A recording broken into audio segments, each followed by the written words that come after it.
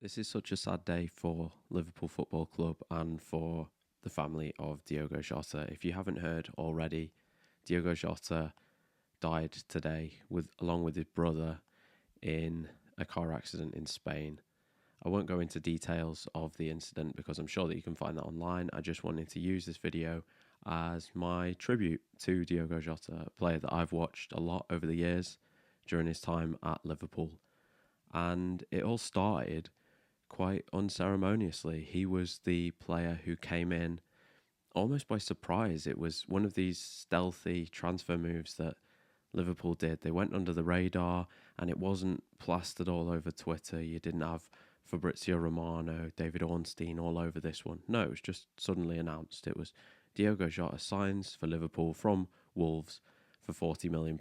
And it was quite understated, but what a signing it proved to be. This was the Swiss Army knife that Liverpool were lacking because it was 2020 and things were good for Liverpool at the time, but they needed options because they were so reliant on Mane, Salah, Firmino up top, and they needed something else.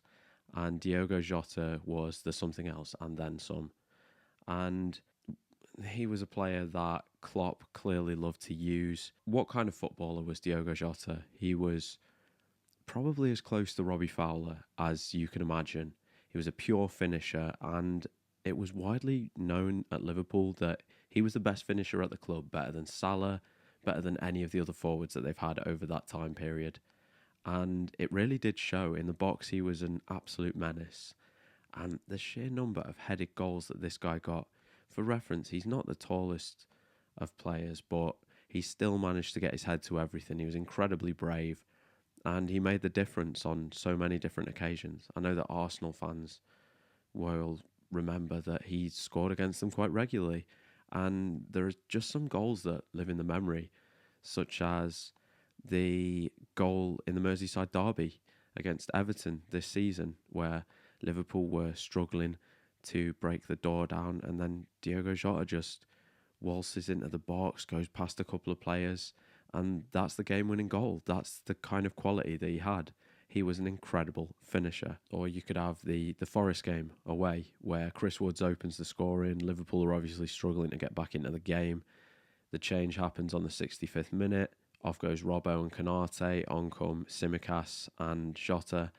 And immediately they combine. Tsimikas takes the corner and Jota again with that bullet header to bring his side back into the game. And this was what he made a career out of. Those incredible moments, the amount of headers that guy scored, unbelievable.